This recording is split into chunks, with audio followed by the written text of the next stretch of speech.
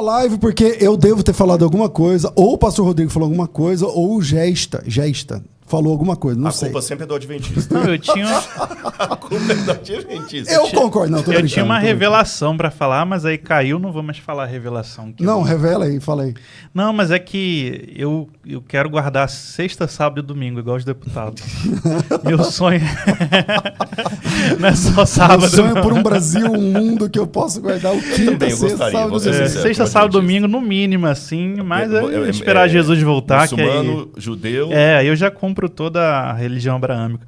Mas assim, seita, até pela Sociedade de Psicologia Americana, ela envolve, eu acredito, assim, como historiador a gente não usa mais a linguagem de seita. Você fala religiões, agrupamentos, divisões, subculturas, você não... Porque seita carrega aquela questão de algo demoníaco, algo maligno, algo macabro, algo que vai fazer mal, que vai destruir a fé. Seita também é sempre o outro, nunca é você. Ninguém nunca vai chegar, eu sou seita, tá? Num bom comentário. E seita também, que a gente fala, tem sempre a ver com a religião que vem depois. Então, se a Igreja Católica vem antes na Europa, o protestantismo, então, são várias seitas. Aí vem o evangélico aqui, não, a Igreja Católica quer seita. Na fenomenologia da religião, a seita é o que nasce depois, é o que é o... E aí, então, seita está sempre correndo. No dicionário, o protestantismo é seita cristã.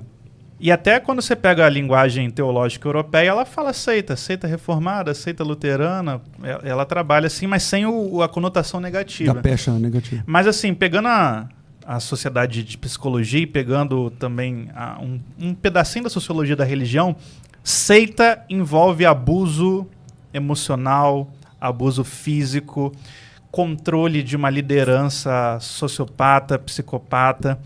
A seita envolve destruição das relações sociais, em que a pessoa ela abre mão, ela rompe com todo o seu grupo familiar, educacional, vizinhança, tudo, e se volta para um grupo pequeno. Né? Essa ideia é mais depois do Jim Jones também. Só que a gente está falando de coisas atuais. Por exemplo, se eu chamar a igreja adventista de seita, tem um grupo adventista que pro Rodrigo é seita, que tomou a cidade de Wake, que fez uma mini cidade.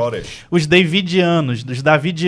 Os caras criaram uma sociedade liderada pelo David Koresh. Ele tinha filhos e transava com menores, tinha poligamia, tinha abusos sexuais, só que eles eram altamente armados e quando começou a haver diversos tipos... Foi no primeiro ano do governo Clinton, né? Se eu não me engano. O Clinton se deu mal, inclusive, porque ele perdeu a maioria do parlamento para os republicanos por conta disso. Tem documentário Netflix, assim, essa seita dizia que eles estavam fundando a Nova Jerusalém, preparando eles para o Apocalipse, se armando para lutar contra a besta. O FBI foi lá, juntou quase 900 pessoas, tanque de guerra, e acabou com uma tonelada de gente morta.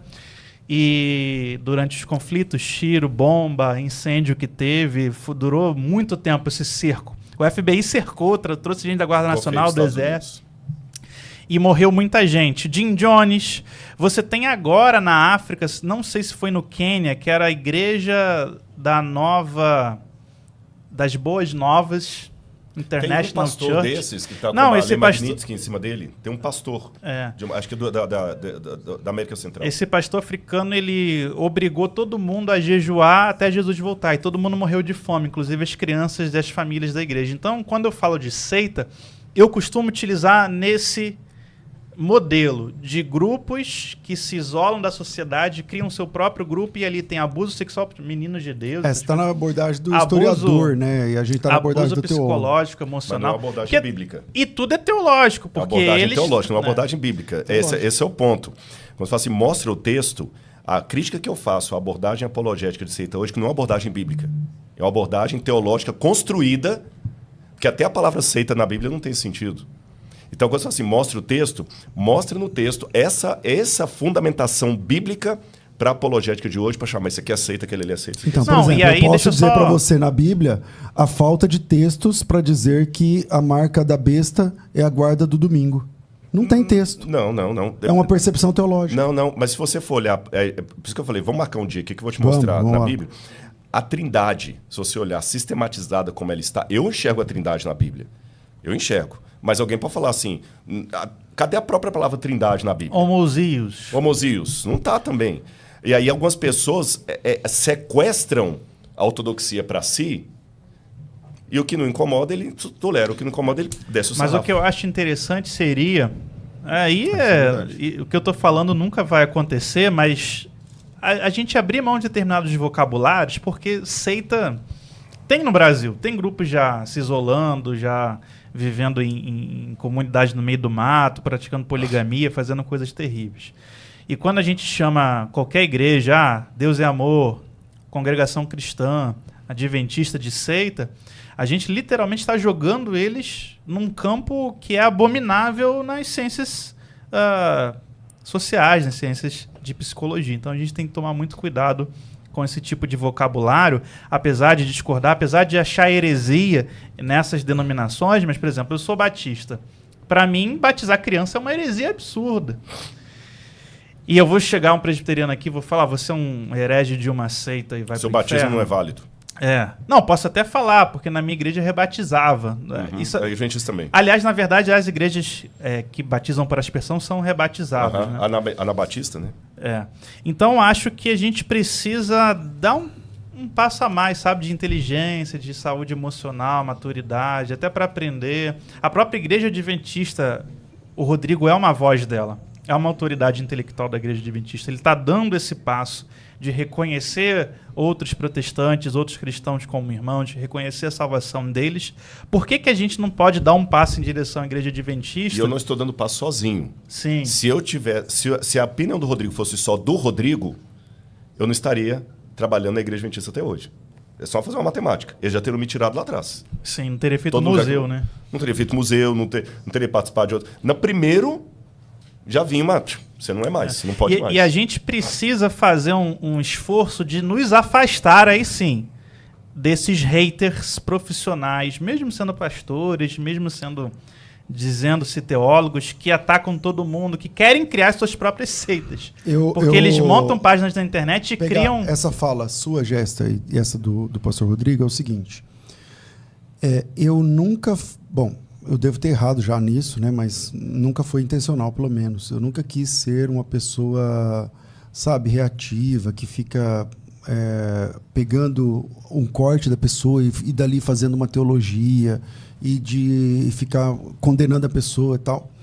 Eu entendo que algumas doutrinas do adventismo são equivocadas. Não, também. Para mim tem muitas heresias mesmo. São bem complicadas. Então, por exemplo, para mim, a espinha dorsal não é o sábado.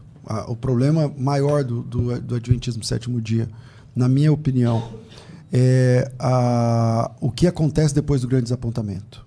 Então, no day after do grande desapontamento, nasce uma doutrina, e essa doutrina ela é exclusivamente adventista, e ela mexe com o sistema de salvação. Então, esse é um problema. A gente pode...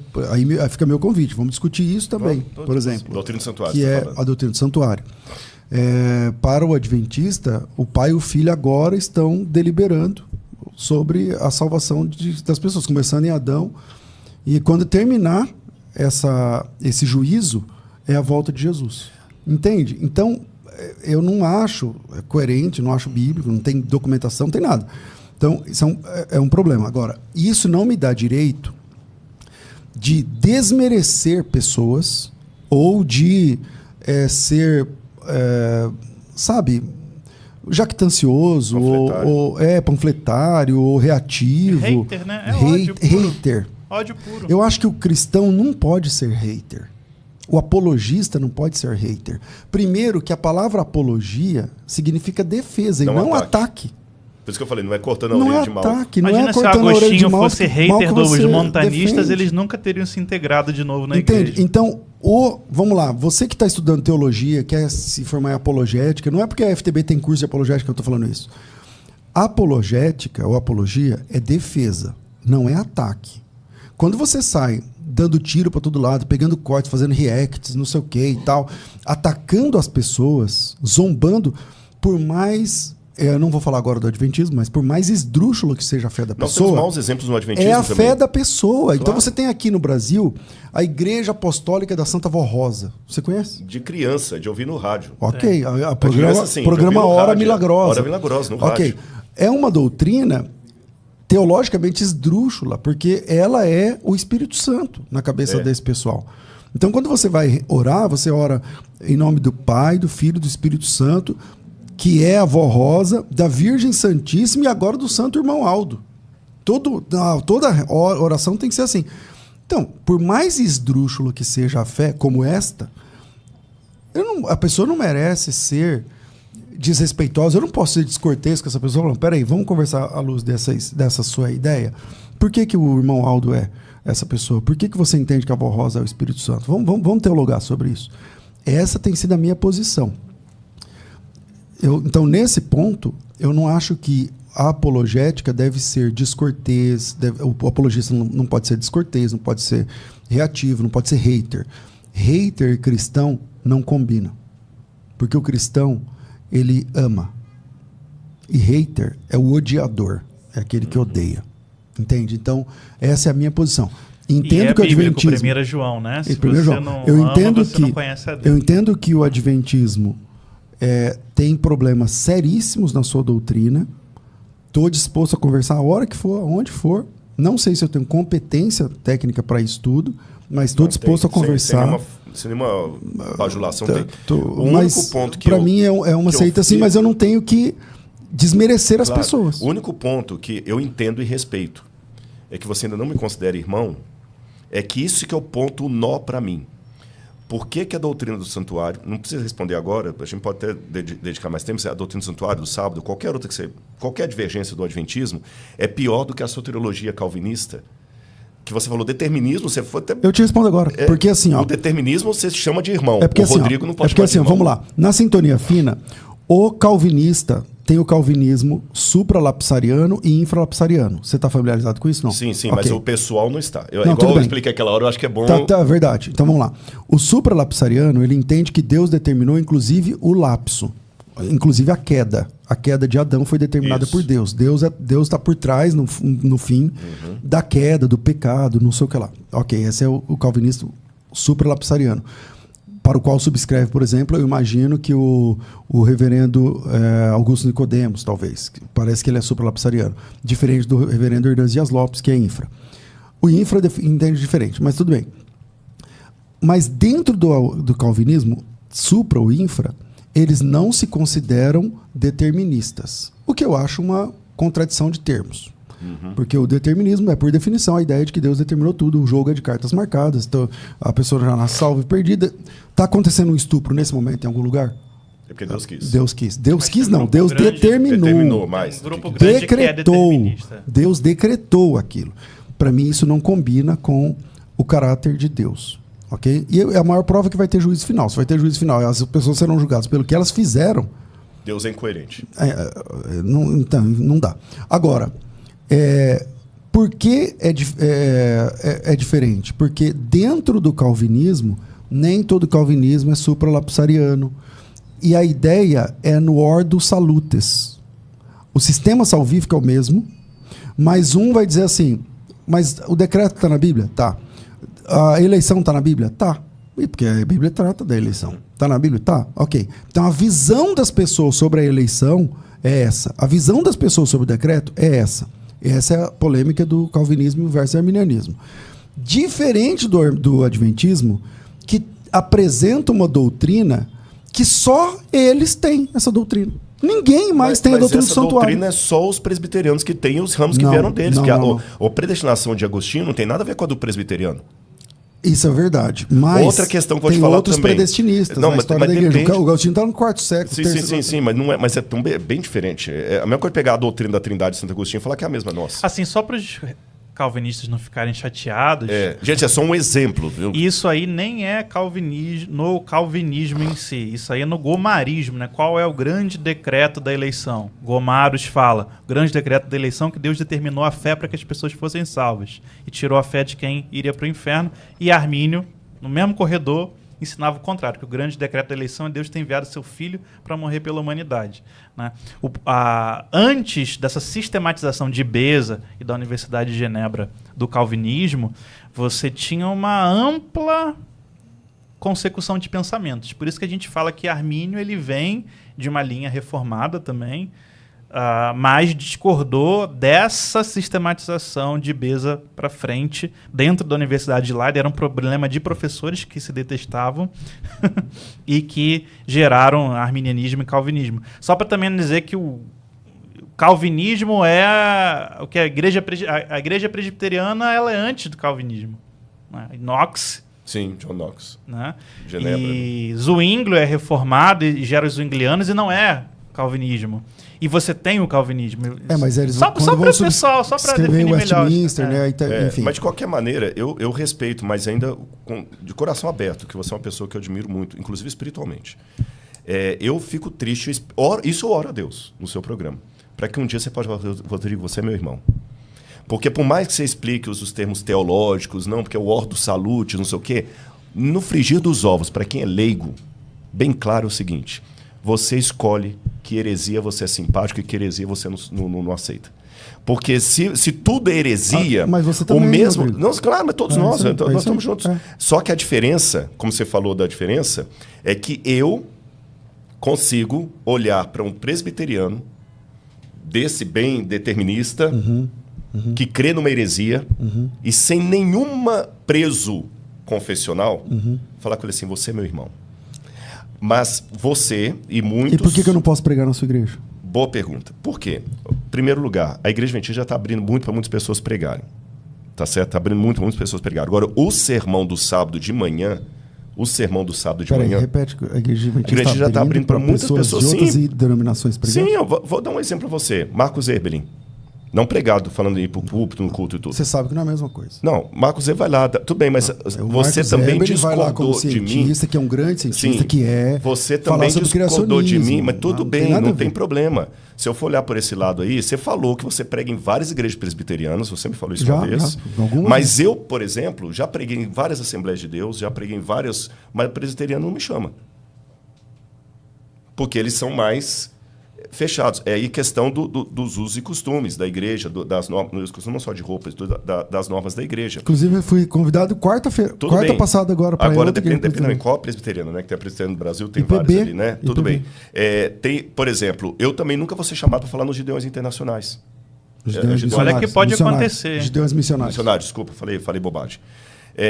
Então, tem coisas, a gente tem que dar tempo ao tempo, tem uma questão social, e a igreja também tem que ter uma maturidade para uma série de questões. E a igreja tem que tomar cuidado também com uma perda da identidade. Em que sentido?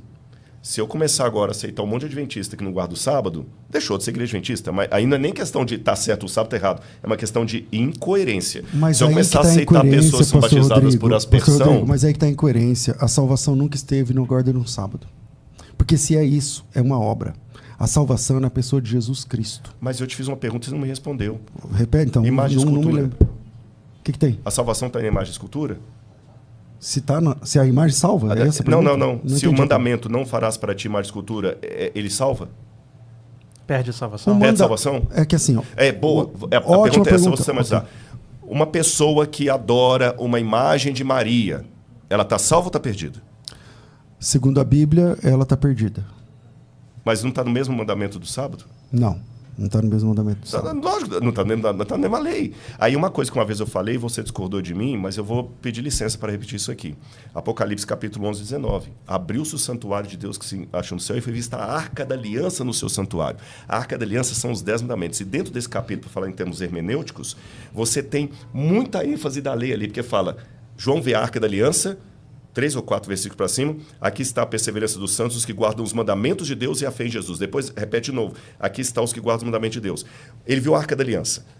Vou deixar o Bíblia falar. O que é a Arca da Aliança na Bíblia? A Arca da Aliança na Bíblia não é o Espírito Santo. A Arca da Aliança na Bíblia não é um apóstolo. A Arca da Aliança não são os salvos. A Arca da Aliança é o baú que continha os 10 mandamentos. E João vê isso no céu. Não tem coerência nenhuma. Então, vamos por parte. A Arca da Aliança não foi feita para colocar os 10 mandamentos dentro. primeira Arca da Aliança foi feita. O segredo da Arca da Aliança não é o que está dentro da Arca da Aliança, mas é a tampa do propiciatório. Não. E lá na tampa... Mostra o texto. Êxodo, capítulo 20. Vamos ler. 20, vamos lá. Que o segredo, olha o que você falou, que o segredo da Arca da Aliança é a tampa do propiciatório. Vamos lá. O nome é Vamos pro Arca da texto. Aliança. A aliança não está no propiciatório, a aliança está nos mandamentos. Vamos para o texto. Vamos pro texto. Atos? Não, desculpa. Êxodo. Êxodo. Eu vou achar aqui, peraí. Aham. Propiciatório. Vamos lá. Êxodo 25. Farás também um propiciatório de ouro. 17. Farás também um propiciatório de ouro, com 2 côvados, será o seu comprimento, largura 1 côvado e meio. Farás 2 querubins de ouro, farás as 2 extremidades do propiciatório, um querubim. Propiciatório Desculpa, é a tampa. ainda. 25, agora eu estou no 18. Tá. Vou para o 19. Um querubim na extremidade da parte, do outro querubim na outra extremidade, numa só peça farás o propiciatório. Os querubins estenderão as asas por cima, cobrindo elas o propiciatório. Com elas o propiciatório. Estarão as faces voltadas uma para a outra. Porás o propiciatório em cima da arca. E dentro dela porás o testemunho que eu te darei. Agora veja o 22. Ali virei a ti, de cima do propiciatório. Ali virei a ti, de cima do propiciatório, do meio dos 2 querubins que estão sobre a arca do testemunho. Falarei contigo. A tampa do propiciatório, pastor Rodrigo, é onde recebia o sangue da expiação dos pecados. O sangue que era... O sacrifício era feito lá fora, o sangue dentro do Santo dos Santos, ou santuário, pingava em cima da tampa do propiciatório. Dentro da caixa da arca, você tem a lei. Lá no Novo Testamento, a gente vai ter também, além da lei, o pote de maná e a vara de Arão. E a vara de Arão. Fica muito claro que lei, ministério, representado na vara de Arão, milagre, representado no maná que caía o tempo todo, isso estão abaixo. Acima da tampa do propiciatório vem a presença de Deus e o sangue do cordeiro que pingava em cima. Ou seja, o que valida tudo é o sangue. A teologia ali é a teologia do sangue. Então, o mais importante, lendo o texto... Então não é a tampa, é o sangue. É o sangue vamos lá. O versículo 21. Porás o propiciatório em cima da arca, e dentro dela estará o testemunho que eu te darei, e ali virei. E ali virei a ti, de cima do propiciatório, do meio dos 2 querubins que estão sobre a arca da aliança, não sei o que lá, falarei contigo acerca de tudo que eu te ordenar para os filhos de Israel. Ou seja, a manifestação divina não estava nas regras dentro da arca, mas estava na presença de Deus de cima do propiciatório, que era validado pelo... Não estou dizendo que anula, estou dizendo que o que é mais importante, que é validado pelo sangue. O sangue está fora da caixa. Os 10 mandamentos estão dentro da caixa. O sangue está fora da caixa. É ele que valida tudo. Tá. Existe uma teologia do sangue de Jesus aqui. Então... Você sabe hebraico. Como é propiciatório em hebraico? Não lembro de memória. Kiporet. Kiporet significa o quê? Cobrir, que fica em cima. É a mesma palavra para perdão. Não é a mesma palavra, mas é o mesmo... Não é a mesma palavra. É o dia da expiação. Assim, não é a mesma palavra, mas é o mesmo radical. Sim, isso é verdade. Tanto é que expiação, que seria uma palavra mais próxima até... Kiporet é o propiciatório. Exatamente. Kippur é perdão. É perdão, que está na mesma raiz ali. O que é cobrir. Cobrir, exatamente. Aí vamos com Paulo para explicar tudo isso. A lei, ela mostra o pecado, o erro. Isso. E por que é o sangue que é o mais importante? Mas ela não resolve. Não, exatamente, isso que eu ia falar. Ela não resolve. Isso. Se você me permite uma comparação, a lei é o espelho. É o espelho. O espelho mostra assim, você está com a sujeira aqui, ó. É Sua sujeira aqui. Aí. Aí você vai para a água e se lava. Eu vou até colocar uma coisa, que é até uma tônica que eu posso falar dentro da igreja adventista. Muitos adventistas, por muito tempo, para valorizar os 10 mandamentos, não estou tangenciando não, estou dentro da sua linha aqui, faz uma separação entre os 10 mandamentos e a lei cerimonial, para justificar assim, a lei cerimonial caducou quando Paulo fala, os 10 mandamentos valem. Mas se eu olhar grosso modo, a lei cerimonial é a que me mostra a salvação. Porque a lei moral me mostra o pecado. Não, ela Quem mostra o cordeiro, aponta. mostra a Isso, ponta. Quem isso. aponta o cordeiro é a outra, é o sangue, é o cordeiro, aquela coisa toda. E nós continuamos tendo algumas cerimônias depois da cruz, que a gente tem Santa Ceia, tem o batismo. Só que a diferença é que eu estou apontando para o cordeiro que veio e voltará. Então, quando Deus fala, eu falarei com você do meio dos anjos ali, eu falarei através da minha graça, do meu perdão. Mas assim como a graça e o perdão não anulam o mandamento, Paulo falou isso em Romanos, isso não significa que no Apocalipse, quando João viu a Arca da Aliança, ele só viu os querubins e que por causa disso eu vou excluir o que estava dentro. Ele viu o conjunto. Teologicamente falando, eu subscrevo o que você está falando. A tampa do propiciatório e tudo mais. Você tem que refazer sua teologia. Não tem que fazer. Eu tenho que fazer o seguinte... Então, como que você subscreve o que eu falei, sendo que o que eu disse, quando você falou assim, tá bom, então me mostra o texto. Mostrei. Não. Aí agora... É que você mostrou um texto seguinte... Eu disse assim, o que o mais importante é o propiciatório. O que acontece no propiciatório. Mas um pouquinho antes você falou o seguinte, aquilo que João viu ali é como se João tivesse visto só o propiciatório. Não, eu não disse isso. Não, eu sei. Depois você volta... Não precisa. Você não usou essas palavras. Isso. Mas vamos corrigir uma coisa aqui. Convir numa coisa aqui. Por que eu falei que eu subscrevo? Eu vou ratificar. Eu subscrevo o que você falou. Uhum. Eu olho para a lei, mas Deus é tão misericordioso que eu olho para a lei através do sangue. Eu olho para a lei através do perdão que Ele quer oferecer. Se eu olhasse para a lei sem o ministério sacrificial de Cristo, eu já estava perdido. Isso é verdade. E se eu insistir em olhar para a lei sem o ministério sacrificial de Cristo, eu estou sendo legalista, que também vai dar no inferno do mesmo jeito. Isso. Então eu olho para a lei, mas eu vejo o Cordeiro. Eu olho para a lei, eu vejo o propiciatório. E quem te salva? Eu vejo Jesus. Ponto. O Cordeiro. Ponto. Quando João olhou... Mas só que, aí que tem um ponto. O fato da tampa do propiciatório, esse que é o meu argumento, ser o mais importante, não anula o conjunto. Não anula, verdade. Você só tá que ele valida o resto. Bingo! Por isso que a gente está falando a mesma coisa. É. Quando Agora, no Apocalipse João viu os 10 mandamentos no céu, aqui que vai entrar a nossa discordância. Até aqui nós temos concordante. A discordância vai entrar aqui. Na minha leitura, Apocalipse capítulo 11, verso 19, João vê tudo que você falou. O mais importante, o sangue do Cordeiro, mas ele vê da mesma maneira que Moisés viu. Se a lei tivesse sido abolida, conforme diz, acabou, caducou, não tem mais lei... É o que a Bíblia diz, né? Não faria... Não, é a interpretação que se dá. Não faria sentido João ver apenas a lei. Ele viria só o propiciatório, ele não viria Mas, ô Rodrigo, quando é que a arca sai da Etiópia e vai parar lá no céu?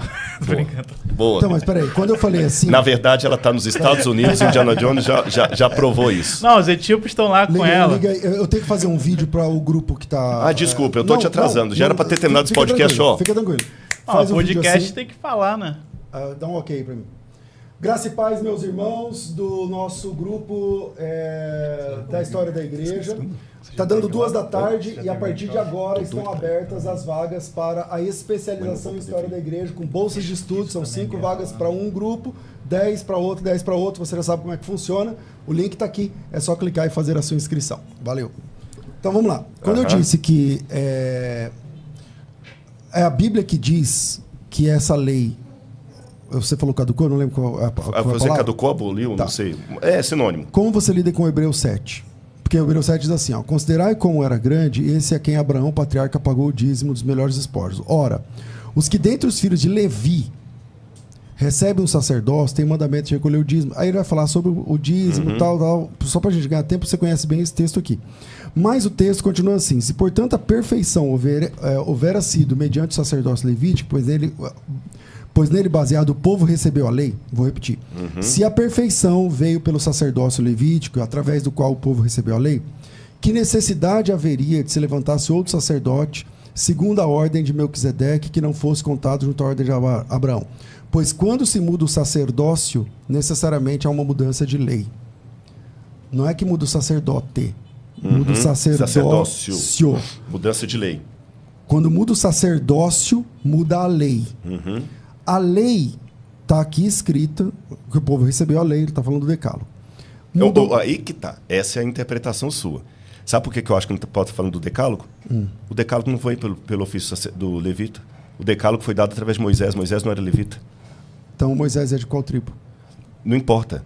os levitas, está falando dos levitas, Moisés não era sacerdote, os levitas eram os filhos de Arão. Se a lei, os 10 mandamentos, se como você está falando que está correto... Vamos por parte. Vamos por parte. Especialmente para os leigos, Aham. você está dizendo que o Moisés não é levita. Porque o levita veio depois. O Jacó... Jacó patriarca? Não, calma aí. Quem vem primeiro, o Levi ou o Moisés? Não, temos que separar a palavra levita em 2 elementos aqui. Primeiro, levita, da tribo de Levi. Aí sim, Moisés é levita. Então pronto. Segundo, então, Moisés, ele não aqui. Sim, Moisés levita enquanto sacerdote. É outra coisa. Aí a partir de Arão. A partir de Que Arão. é irmão do Moisés. Que é irmão do Moisés. Mas Então, tudo bem. Mas aí Moisés falou é levita. a lei que veio pelo sacerdócio levita. Os 10 mandamentos não vieram pelo sacerdócio levita. Eles vieram antes de haver o sacerdócio levítico. É que Eles os foram 10 dados 10... quando é entregue os mandamentos, pra Moisés, junto com os mandamentos, é entregue o sacerdócio levita. muito depois, Moisés começa a sistematizar, tanto é que os mandamentos são em Êxodo capítulo 20. É só no capítulo 25, 4 capítulos depois, dia depois, quando Moisés subiu de novo no monte, que o povo recusou subir com ele. As 10... O que já tinha acontecido nesse meio tempo? A primeira vez que Moisés subiu foi no capítulo 19. Que ele volta, o povo está adorando o bezerro. E ele volta em que capítulo? Ele volta depois no capítulo 20. Não, ele volta no 32. Não, ele vai, tanto é que ele depois texto. ele sobe de novo. Ele não é, A gente não vai terminar o texto. É que um assunto está puxando nesse o outro. assunto aí teológico. Eu sugiro, não que eu estou fugindo do debate, Eu acho que mas Moisés eu não sugiro... voltou em capítulo nenhum, ele voltou voltou no terrenamente. monte, né? Lá. Então vamos lá. Ele sobe no capítulo 19, pastor Rodrigo, e só volta no 32, que é quando ele quebra as tábuas. Vamos pegar aqui a parte Então, é um equívoco o dizer- povo fala que ele chama Ele não o foi povo... ele não foi lá, pegou os 10 mandamentos, voltou e depois voltou para pegar o resto. Não. Quando Deus deu as tábuas da lei, escritas pelo dedo de Deus, na mesma viagem, Deus revelou para Moisés todo o restante. É só continuar a leitura. Olha aqui, o capítulo 20 termina, depois que ele dá os 10 mandamentos, fala assim: todo o povo presenciou os relâmpagos, os trovões. Eu estou lendo o verso 18, tá? E o monte fumegante, e o povo observando tremeu de medo e ficou de longe. Claro, Moisés estava lá em cima. Disseram a Moisés. Eles falaram com o quê? Com um megafone? Não dá para saber. Não, dá para saber. Se eles falaram com Moisés estava lá em cima, que eles falaram: Moisés! Então, peraí, lógico você que está ele dizendo desceu. que o Moisés É lógico que ele desceu. só com os 10 mandamentos, depois subiu de novo? Desceu, tem várias, tanto é que uma das coisas... Eu não vou agora entrar no mérito Então, aqui segue no versículo 22, é o próximo versículo. Tá. Então disse o Senhor a Moisés: assim dirá aos filhos de Israel, vistes que do céu vos falei, Não, disseram a Moisés, não fareis Moisés para fala... deuses, não aí fareis para no vós verso deuses. 20. Então o Senhor disse a Moisés: assim você dirá. Veja bem, depois você até compara isso com Levítico, com Isso aqui não é no tudo. monte mais. Não, porque o que acontece? Moisés desce, depois ele tem que subir de novo. E Deus não falou com Moisés só no monte. Não, eu não disse que só falou com o Não, monte. sim. Então Mas é porque você está supondo as assim... leis foram dadas no monte. Se você interpreta que todas as leis foram dadas no monte, então, obviamente, você tem que brigar Moisés a voltar para o monte. Ou estar lá. Só que, na sequência, você tem um problema quando você coloca Moisés permanentemente no monte, recebendo todas as leis. Como é que o povo disse a Moisés? E como é que Você ele já desceu? teve no Sinai. Eu não sei qual a sua opinião sobre o Sinai, mas vamos pensar em Santa Catarina. Muito bem, é. Não dá para daqui o povo falar com Moisés. É lógico que ele desceu. Depois, quando vai no capítulo 25, que o povo já manifestou o medo de Deus, que ele falou assim: fala você e não Deus. Aí Deus fala: olha, faz um santuário no meio do povo que eu vou habitar no meio. Então, isso aqui não sou eu que estou falando, nem adventista, não. Eu não vou entrar no mérito aqui só para não tangenciar. Mas o ponto que eu estou levantando é o seguinte: eu até esqueci o fio da meada que está falando, que a gente pulou de Apocalipse para cá. Que a lei foi assim, dada... lembrei, Hebreus. 7. Você falou o seguinte: a lei foi dada pelo ministério sacerdotal levítico. E a minha argumentação é que a lei foi dada antes da sistematização do ministério. Tanto é que Então, a vara de Abraão, questão de Arão vai florescer Isso. depois disso aí. Aí a gente entra numa questão de interpretação. Vou reler o texto. Se, portanto, a perfeição houvera sido mediante o sacerdócio levítico, o Moisés era levita. Ele era da tribo de Levi. Quem é da tribo de Levi Mas é você, levita. como teólogo, você sabe que quando eu falo levita, eu tenho que ter duas, claro. Tem o levita sacerdote. Que começa com Arão. Que começa com Arão. Okay. Quem consagrou Arão? Quando a vara de Arão floresceu? Foi depois, é verdade. Foi depois. Tá, mas vamos lá. O ministério de Arão não começa quando a vara dele floresce. O ministério de Arão começa quando Deus, no capítulo 27, 28, 29, 30, começa a falar para Moisés, lá no monte, dizendo o seguinte: o teu irmão vai ser o sacerdote, o sumo sacerdote. Os 4 filhos dele, na época ele tinha 4 filhos, depois 2 morreram. Na época ele tinha 4 filhos.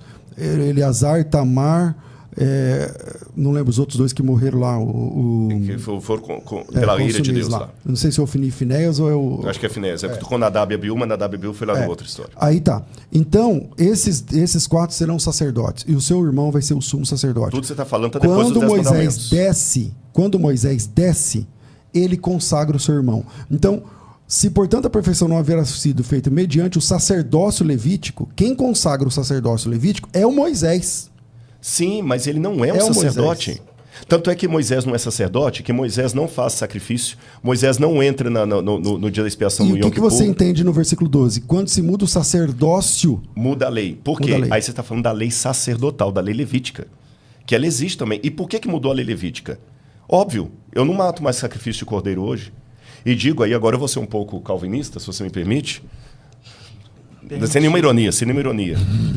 Deus determinou que até os judeus, sem acreditar que Jesus é o Messias, estão pregando que ele veio, porque Deus fez cessar o sacrifício de cordeiros no Templo de Jerusalém.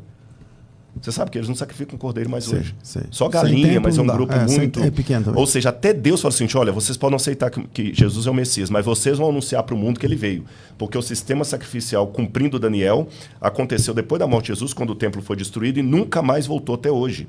Então, como é que eu interpreto isso? Eu interpreto que a lei que muda é a lei levítica. Porque se eu colocar que foi a lei dos 10 mandamentos que mudou, eu tenho vários problemas hermenêuticos. O primeiro deles é que você coloca a lei, Moisés como um sacerdote, coisa que ele nunca foi. Moisés não oficia em momento algum no santuário. Eu não disse que ele era sacerdote, eu disse que ele consagrou o sacerdócio. Tudo bem, mas o sacerdócio não nasce em Moisés. Mas Moisés olha o texto consagra. que você acabou de ler. A lei, que você interpreta como os 10 mandamentos, veio pelo ministério sacerdotal. O Levítico, corrija a tradução aqui. É o ministério levítico. Levítico.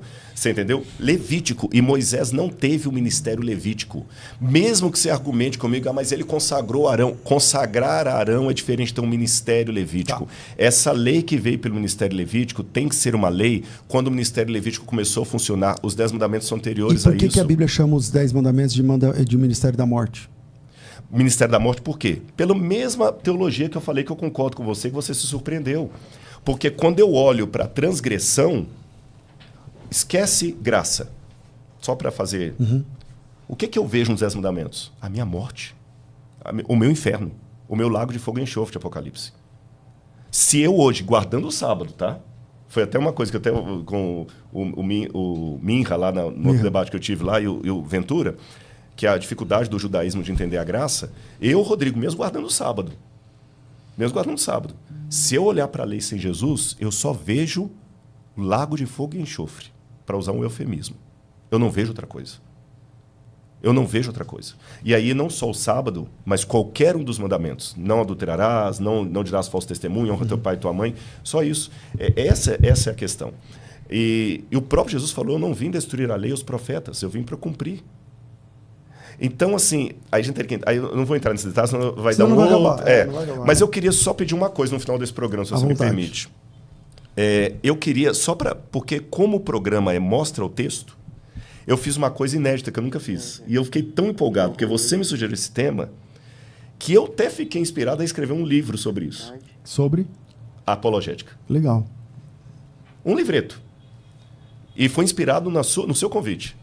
Legal. Isso aqui surgiu daquele vídeo que você pediu para eu gravar, que eu estava em Jerusalém ainda, Foi. E eu gravei, e eu fiquei orando sobre aquilo, orando, Senhor, me ajuda, porque assim, vocês podem até nunca guardar o sábado, mas eu só peço uma coisa, que nunca seja porque o Rodrigo deu um mau testemunho a respeito. Que você tenha razões teológicas, hermenêuticas, bíblicas para não guardar o sábado, mas não porque você conviveu com o Rodrigo e foi um mau testemunho tão grande, você fala assim, não quer nem conversa. Você entendeu? Jamais. Aí eu pensei, a Glorinha Calil, eu vim pensando tudo isso por causa da sua fala.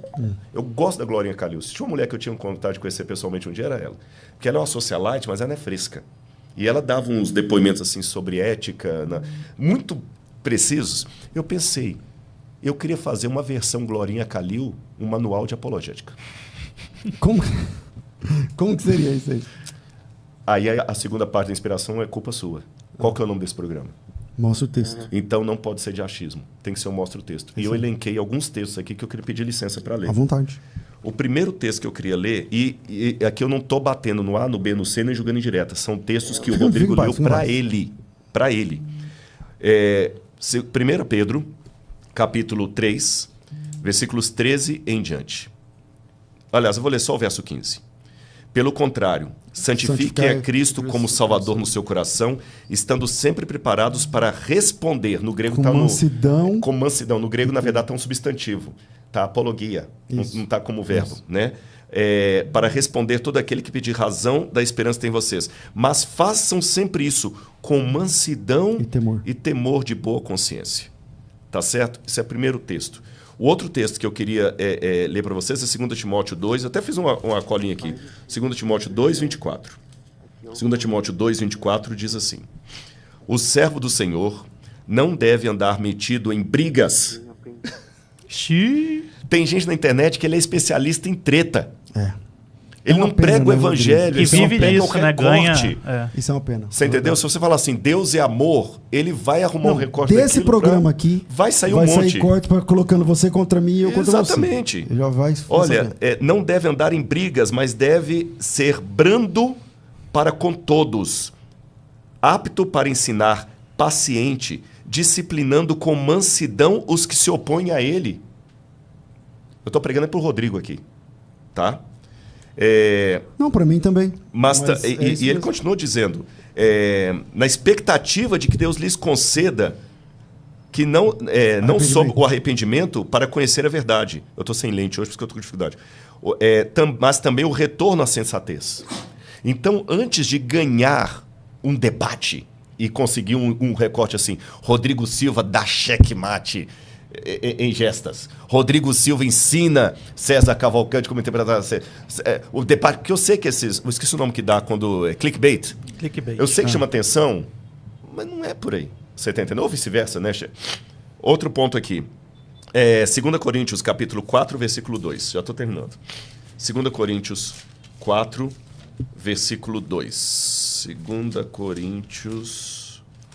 Pelo contrário, rejeitamos as coisas Exatamente. que por vergonhosas se ocultam, não andando com astúcia nem adulterando a palavra de Deus, antes nos recomendando na consciência de todo homem, na presença de Deus, pela manifestação da verdade. Sabe como é que eu tenho que falar com o herege?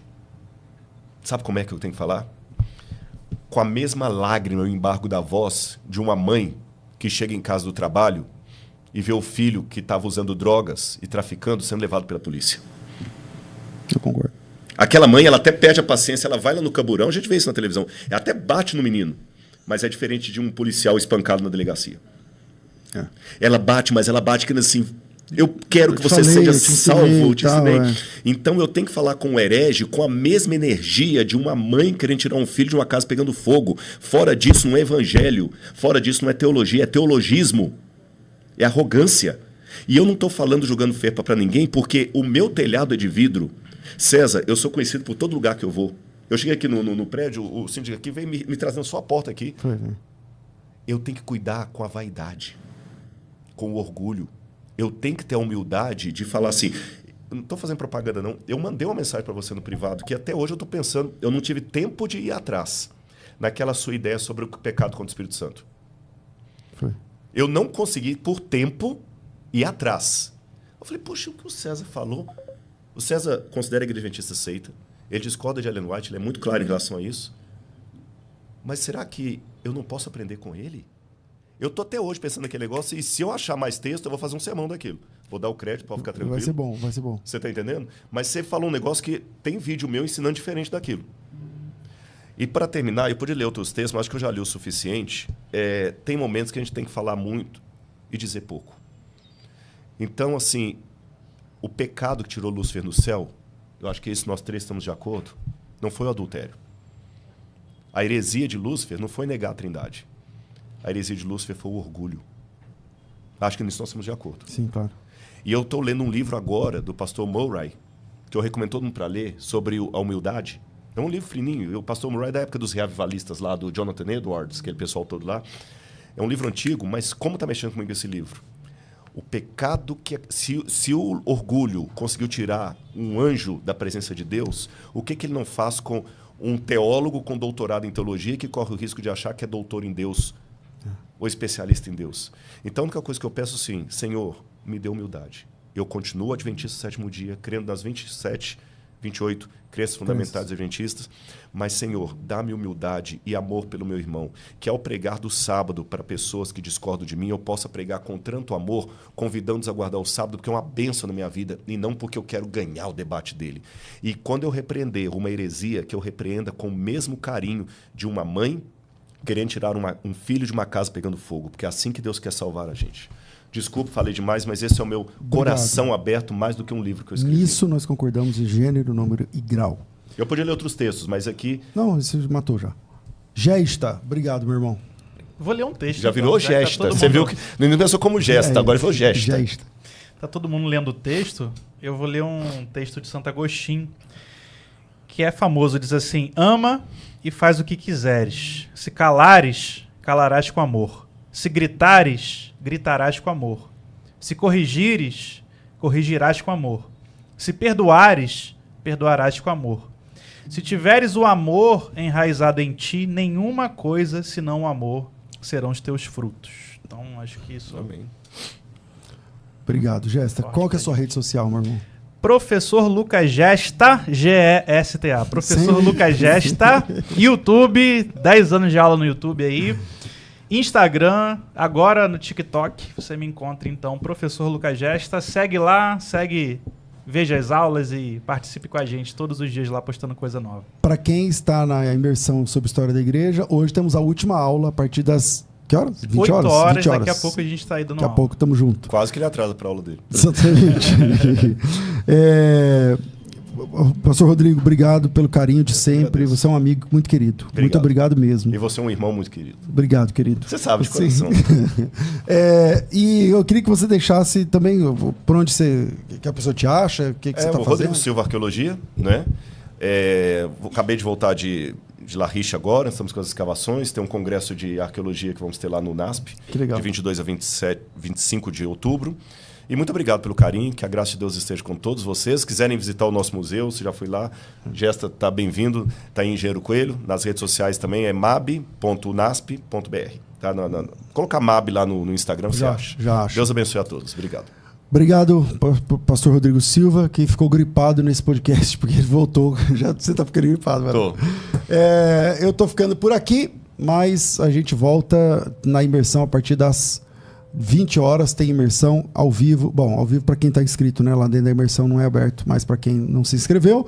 E para vocês que estão se inscrevendo aí na especialização em História da Igreja, sejam todos muito bem-vindos e com certeza vai ser um tempo de crescimento gigante para a sua vida, para o seu ministério. Deixa eu ver se eu consigo dar as boas-vindas aqui, pelo menos para os primeiros que estão se inscrevendo. Se meu computador colaborar e carregar aqui as informações, eu consigo dar aqui alguns nomes, mas eu acho que não vai funcionar. Deixa eu ver, não está lento demais. Mas às 20 horas eu volto com vocês com a imersão História da Igreja. Um grande abraço a todos. Esse foi o podcast Mostra o Texto e amanhã tem mais. Até mais. Deus abençoe.